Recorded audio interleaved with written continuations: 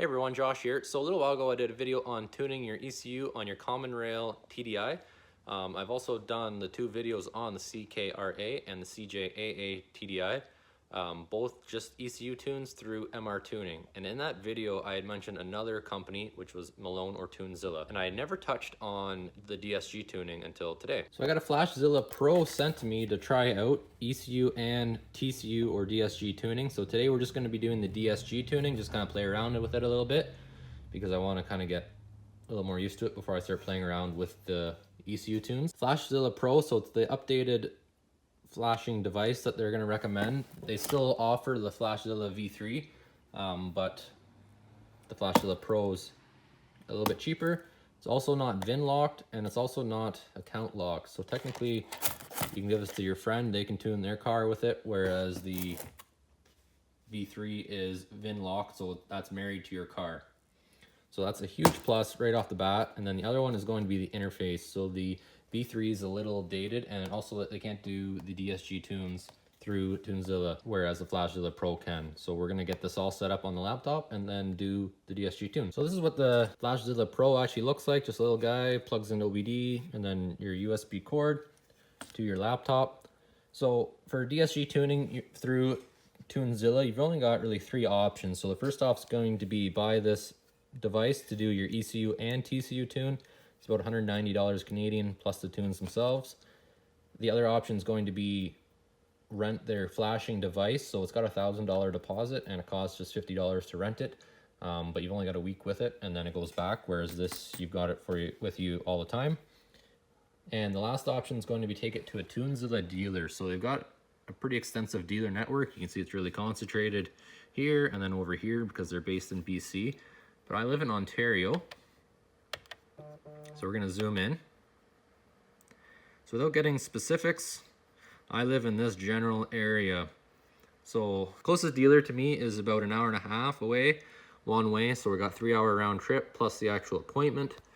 And then you got to do it throughout the week. So you're missing half a work day. Whereas this guy, you can just flash it whenever you want. So if you're taking it to a dealer to get other work done, that's great. That's a great time to do it. But if you do all this stuff yourself, it's definitely nice to have the tool at home to do it. And it's pretty affordable. Okay, so up first, we're gonna get this all registered. So it has the instructions here. It's not really rocket science. So portal.tunezilla.com. So register to the device. So you got your serial number on it, then your information, and then just submit. Okay, so once you have the Tunezilla portal downloaded, you click on it, it's going to want you to log in. So it's going to take you back to your web browser. You log in there, and then it brings you back to here, which says tune. So that's what we want to do. Actually, I think I probably want to be plugged into the car. Okay, so we got the Pro Tool plugged in. We've got the battery charger on the battery. We've also got the laptop charger on the laptop. So turn on your ignition to the on position without starting the engine. I guess we have to listen to it beep for a minute here. We'll hit next.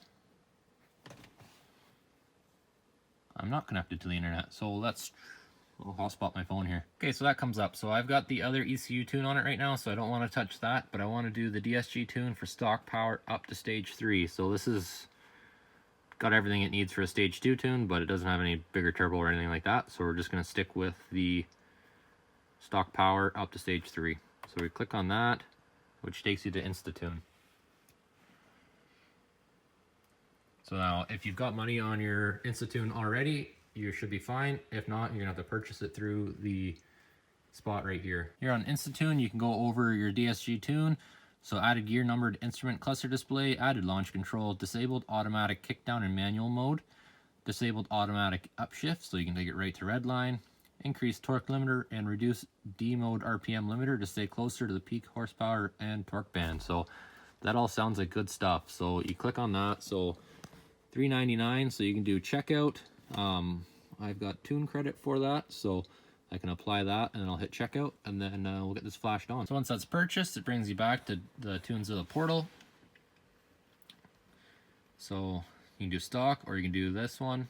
That's the one I just purchased. So flash selected file.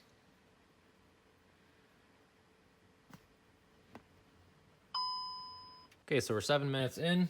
Turn ignition off.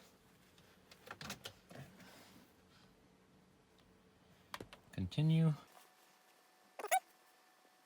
Turn ignition on.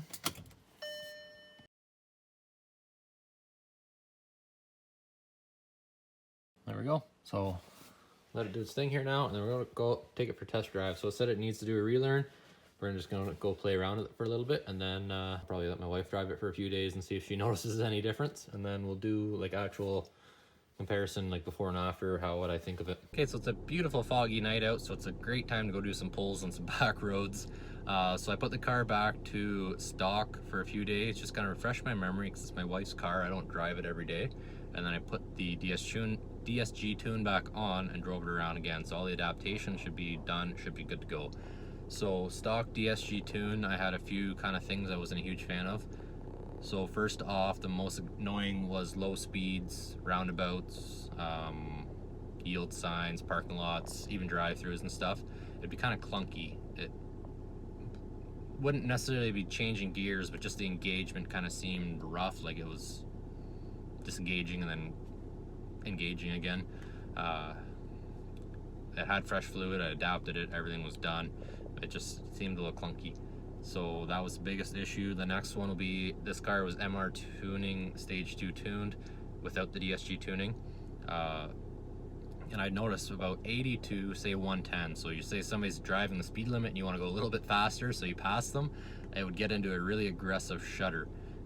So it would kind of hold 6th gear for a while, and then it would drop fairly aggressively into 5th or even 4th. If it stayed in 5th, it would still shudder quite aggressively. I thought it was dual mass flywheel shudder because this is starting to go, but I think it's something to do with the ECU or TCU cutting power. So that seems to be sorted out with the DSG Tune now. The other thing, so stock tune, for whatever reason in drive, it doesn't tell you what gear it's in, or what, like first, second, third, or whatever. So now with the tune, it'll tell you that. It's just something kind of nice to know. And then launch control, that's the TDI. It's not a race car, but it is kind of fun to play around with a little bit. Showed my wife, she wasn't real impressed, but so that's kind of fun. And then the last thing will be like shifting, like firmness, quickness. I didn't notice a huge difference. It's nice, quick, firm shifts. I thought the DSG to begin with was already pretty good. But we'll play around with the tuning here in the next couple of videos here and kind of play around with it a bit and see if there's big notices and 0 to 100s and stuff like that. Today we're just going to go and play with launch control and just kind of do some comparisons for the shuddering and stuff like that. Without fail, you get into the wife's car. So as far as low speed, we're, I guess, 2nd gear here now. We're going to roll out of a parking lot.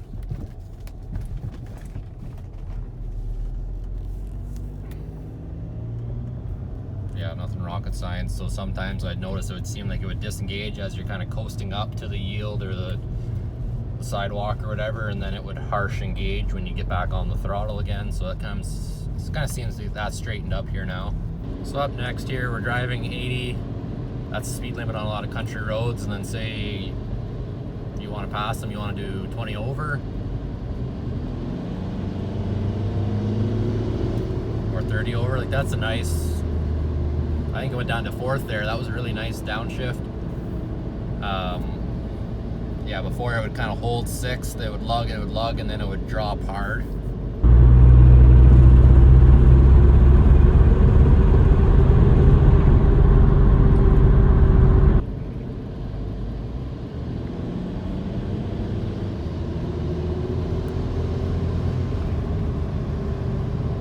No complaints there. So now here I'm manual mode in 6th gear.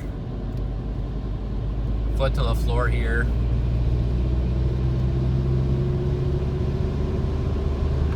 So before it would get a really aggressive shudder. I think I caught it on my other phone, so I'll put a clip in before or after this here now to kind of show what it was doing. The other thing I forgot to mention was manual mode. It's not gonna granny shift on you, so when you say manual mode, it's gonna stay in manual mode. I think it's gotta drop pretty low before it'll downshift on you. There, like below 1,000, and then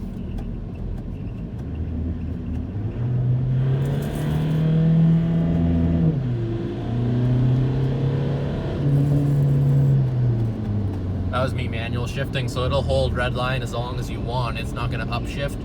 Whereas before, I think it was 4,500, it would automatically upshift for you. So it kind of gets rid of some of the nannying or fail-safes, I guess you could call it. If you want to be a sportier driver, it's kind of nice. It's going to do what you want it to do and not what it thinks it should. We got wet roads here, so it's not really good for acceleration, but here's a pull.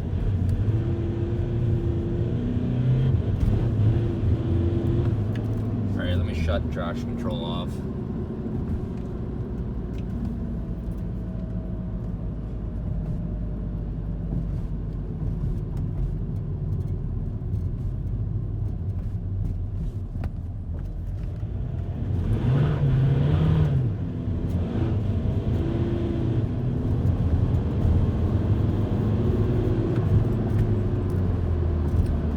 Not ideal night for that, but it seems to shift nicely. And if you want to drive it, let's just do a normal pull here, like driving nicely or normal.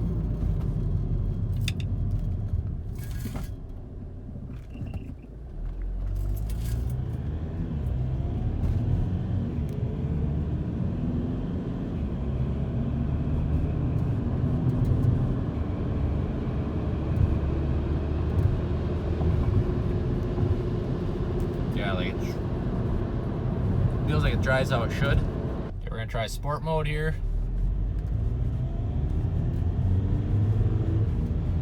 Again, just driving normally.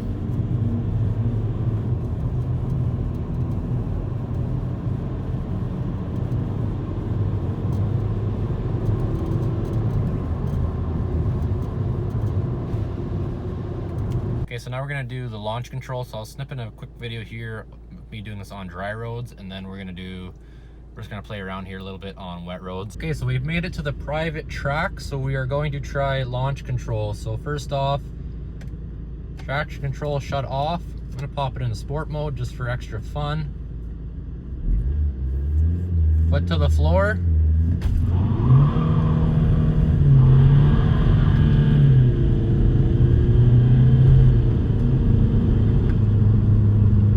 Like that. But so anyways, as I said, you need it sport mode, traction control off, and I don't believe this option is available for all TDIs.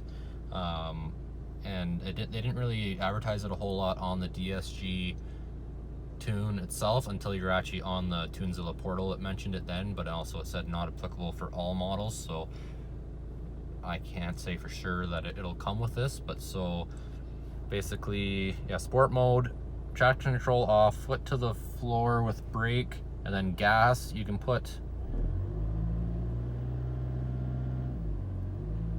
however much you want. So we're gonna do like 1,500, you can a little bit more. And red line will be 25. So we do something like that.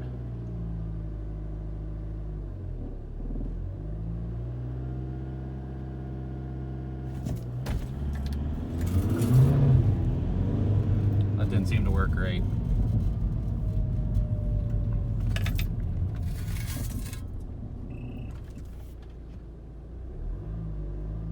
It might have a timeout, but here, so we'll do 1,500.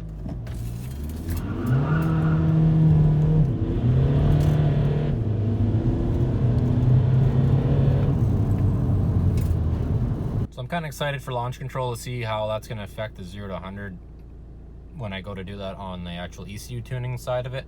I noticed when I did just the MR tuning between the sport and the drive, it was a pretty big difference because I could launch a little bit higher with sport, it seemed. So I think it should help a fair bit. But as far as launching speed, so the upright video, I was like 2,500, and that just roasts the stock size tires off.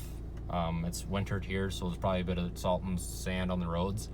1,500 kind of seemed nice for the conditions right now, but again, I'll play around with a bit more when I've got the draggy here with me. Okay, so final thoughts on DSG tuning. So if you're stock, I think you'll notice a bit of a difference, but if you're tuned, I think you'll notice a big difference. So from Tunezilla, the 0.5 stage tune doesn't need the DSG tune. Anything past that you do. So stock car with high flow downpipe can go up to stage 2 tune. So I would say if you have the hardware, get a stage 2 tune and then do the DSG tune as well. This car is currently tuned with MR Tuning stage 2 tune, which is their 55 horse tune. They said it didn't require a DSG tune, but it seems to work a lot nicer with it. So either way, I would recommend just getting a DSG tune. And then as far as getting it from Tunezilla, using the Flashzilla Pro, it works really easy. The portal, really slick. There's no complaints there. It's pretty quick. So I would definitely recommend using the Flashzilla Pro versus obviously the rental tool or going to a shop. But yeah, that's the end of that. So up next, we're going to try some ECU tunes on here from Tunezilla. We're going to try a stage 0.5 and the stage 2 tune. We're going to compare them, the 0 to 100, all that good stuff.